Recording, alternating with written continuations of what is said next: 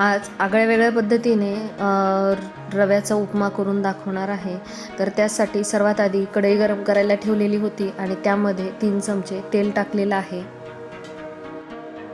कडकडीत तेल गरम करून घेतलेलं आहे आणि त्यात अर्धा चमचा मोहरी टाकलेली आहे. तर ही मोहरी तडतडू द्यायची आहे.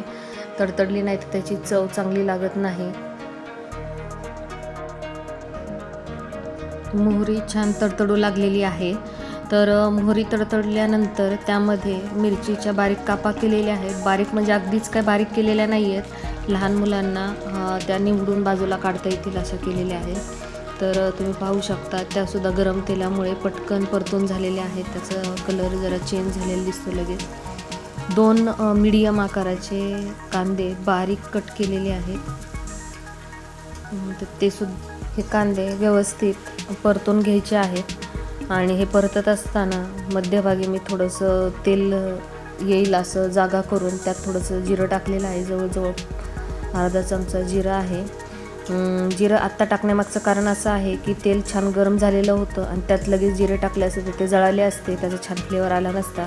कांदा टाकल्यामुळे त्याचं टेम्परेचर नॉर्मल आलेलं आहे आणि आता जिरं जळणारही नाही, त्याचा फ्लेवरही खूप छान लागणार आहे.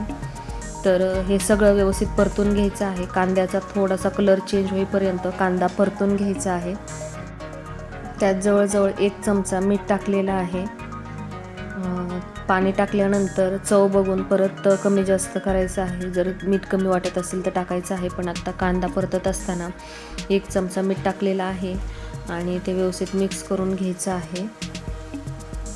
कांदा फुल गॅसवर एकदम फुल फ्लेमवर कधीही परतायचा नाही, त्याच्याने त्याची छान टेस्ट लागत नाही आहे. मीडियम फ्लेमवर कांदा परतायचा आहे जेणेकरून तो करपणार देखील नाही आणि छान परतून होईल. कांदा परतत असताना त्यामध्ये पाव चमचा तुमच्या आवडीनुसार देखील तुम्ही टाकू शकता, थोडी कमी.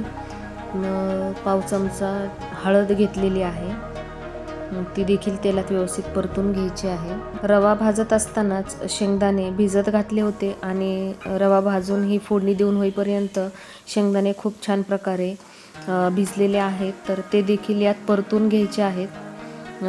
ओल्या शेंगदाण्यांमुळे खूप छान फ्लेवर येतो, खूप छान चव लागते उपम्याची. तर हे सगळे शेंगदाणे परतून घेतल्यानंतर त्यात थोडी भिजवलेली मुगाची डाळ टाकायची आहे. मुगाची डाळ देखील व्यवस्थित भिजत घातली होती आणि ती सुद्धा त्यात आपण जो उपीट करणार आहोत त्यामध्ये खूप छान टेस्ट लागते. या सर्वांची असे नवीन नवीन प्रयोग करत राहिलं पाहिजे जेणेकरून आपल्याला वेगवेगळ्या चव अनुभवायला मिळतात. आता सगळ्यात महत्त्वाचा पदार्थ म्हणजे वाटाणा. हिवाळ्याचं सीझन आहे, हिवाळ्यामध्ये वाटाण्याचा सीझन असतो. वाटाणा खूप छान फ्रेश असा मिळतो आणि तो यात टाकायचा आहे. ओला वाटाणा, ग्रीन पीज म्हणतो आपण त्याला. तर हा वाटाणा मी त्यात टाकलेला आहे. तो देखील 2-4 मिनटं परतून घ्यायचा आहे आणि परतून झाल्यानंतर मागच्या वेळेस मी हा ट्राय केला होता, माझ्या मुलींना खूप आवडला म्हणून मी हा परत करत आहे आणि तुमच्यापर्यंत ही रेसिपी पोचवत आहे. तर त्यामध्ये 1 ते 1.5 टोमॅटो टाकलेला आहे. मी हा 7 जणांसाठी उपमा करणार आहे. 7 ते 8 जणं आहेत त्यांच्यासाठी उपमा करत आहे, त्यानुसार क्वांटिटी सांगत आहे. नाहीतर तुम्ही जर थोडी माणसं असाल 3-4 तर याच्या थोडं प्रमाण कमी करायचं आहे. तर टोमॅटो देखील व्यवस्थित परतून घ्यायचा आहे आणि तो परतून झाल्यानंतर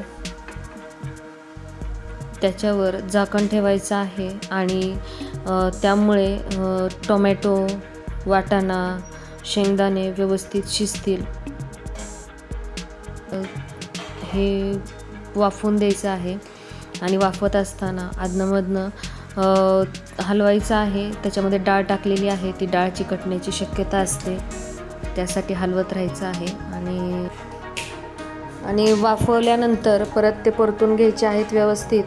परतून झाल्यानंतर त्यात गरम पाणी टाकायचं आहे मी एका बाजूला पाणी गरम करायला ठेवलेलं होतं. गरम पाणी करायला ठेवल्यामुळे पटकन होतो उपमा. जर गार पाणी टाकलं तर तो पाणी गरम होऊन उकळी येईपर्यंत वाट बघावी लागते. गरम पाणी टाकल्यामुळे पटकन त्याला उकळी येते लगेचच. त्यासाठी गरम पाणी टाकायचं आहे. तुम्ही पाहू शकता गरम पाणी टाकल्यामुळे लगेचच उकळी आलेली आहे. आणि उकळी आलेली असताना हा भाजलेला रवा त्यात टाकायचा आहे आणि हलवत राहायचं आहे. आधी तो रवा टाकत असताना जर हलवलं नाही तर त्याच्या गिठोळ्या होतात.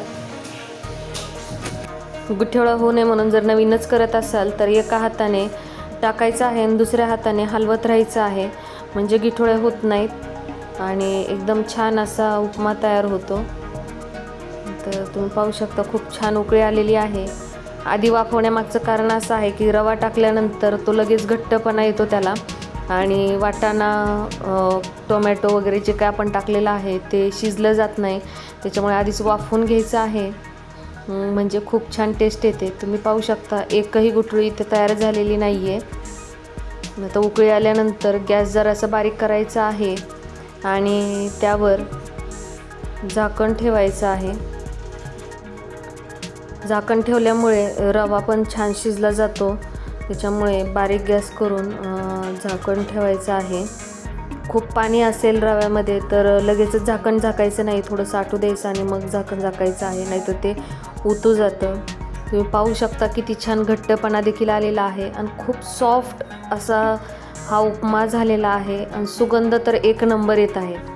आणि ज्या त्या सीझनमध्ये येणाऱ्या भाज्या खाल्ल्याच गेल्या पाहिजेत या ना त्या प्रकारे. त्याच्यासाठी हे असे नवनवीन पदार्थ करत राहिलं पाहिजे. तर माझा तर उपमा तयार झालेला आहे. तर तुम्ही देखील ही रेसिपी नक्की ट्राय करा आणि ती तुम्हाला कशी वाटली हे मला कमेंटमध्ये कळवायला विसरू नका. सगळ्यात शेवटी सर्व करताना त्यामध्ये कोथिंबीर टाकायची आहे. आधी जरी टाकली तरीही चालते, पण